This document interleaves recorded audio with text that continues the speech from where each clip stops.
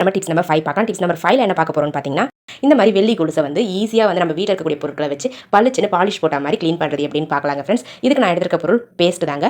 இந்த மாதிரி கோல்கேட் பேஸ்ட்டை வந்து கொஞ்சமா வந்து ஒரு பிரஷ்ல வந்து அப்ளை பண்ணிக்கோங்க. அப்ளை பண்ணிட்டு கொலுசை வந்து தண்ணியில வந்து நனைச்சுக்கோங்க. லைட்டா தண்ணி ஆட் பண்ணி நனைச்சிட்டு இந்த மாதிரி கொலுசுக்கு மேல அந்த பேஸ்ட்டை யூஸ் பண்ணி பிரஷ்ஷை வச்சு நல்லா ரப் பண்ணி எடுத்தீங்க அப்படின்னா கொலுசுல இருக்கக்கூடிய அழுக்கு எல்லாமே ஃபுல்லா க்ளீன் ஆயிடும். ஒரு 5 நிமிஷத்துக்கு இந்த மாதிரி பிரஷ்ஷை வச்சு நல்லா தேய்ச்சிக்கிட்டே இருங்க. தேய்ச்சி க்ளீன் பண்ணிக்கிட்டே இருந்தீங்க அப்படின்னா ஃபுல்லா எல்லா அழுக்குமே ரிமூவ் ஆயிடும். உங்களுக்கு கொலுசும் வந்து பார்த்தீங்கன்னா பளிச்சுன்னு ஷைனிங்கா பளபளன்னு புதுசு மாதிரி மாறிடுங்க. பாருங்க ஃப்ரெண்ட்ஸ், நான் வந்து பிரஷ்ஷும் கோல்கேட் பேஸ்ட்டும் மட்டும் தான் யூஸ் பண்ணிருக்கேன். வேற எந்த பொருளுமே யூஸ் பண்ணல.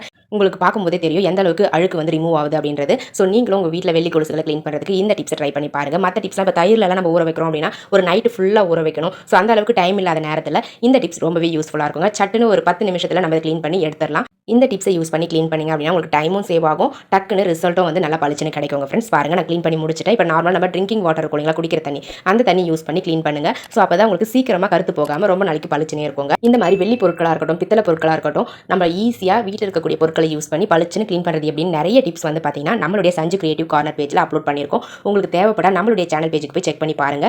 பார்த்துட்டு வீடியோஸ் பிடிச்சிருந்தது அப்படின்னா மறக்காம லைக் பண்ணி சப்ஸ்கிரைப் பண்ணி வச்சுக்கோங்க. பாருங்க ஃப்ரெண்ட்ஸ், நான் க்ளீன் பண்ணி முடிச்சிட்டேன். அவ்வளோதாங்க. ரிசல்ட் பாருங்க எந்த அளவுக்கு பிரைட்டாக இருக்குன்னு சொல்லிட்டு. இதை இன்னுமே நம்ம பளிச்சுன்னு மாற்றுறதுக்கு இன்னொரு சின்ன டிப்ஸ் வந்து ட்ரை பண்ண போகிறோம். பாருங்க, க்ளீன் பண்ணி முடிச்சுட்டு ஈரம் இல்லாமல் நல்ல ஒரு காட்டன் கிளாத் வச்சு தொடச்சி எடுத்துக்கோங்க. இப்போ நம்ம இது கூடவே பான்ஸ் பவுடர் இருக்கு இல்லைங்களா, அந்த பான்ஸ் பவுடரை லைட்டாக வந்து இந்த கொலுசுக்கு மேலே அப்ளை பண்ணி நம்ம அந்த கொலுசையும் அந்த பான்ஸ் பவுடரையும் சேர்த்து மிக்ஸ் பண்ணி விட போகிறோம். இந்த மாதிரி மிக்ஸ் பண்ணி லைட்டாக ஃபுல்லாக வந்து தேய்ச்சி எடுத்துக்கோங்க. இந்த மாதிரி அந்த பவுடர் அந்த கொலுசுக்கு மேலே படுற மாதிரி தேய்ச்சி எடுத்துக்கோங்க. தேய்ச்சி எடுத்துட்டு அதுக்கப்புறம் துணி வச்சு நல்லா தொடச்சி விட்டுருங்க.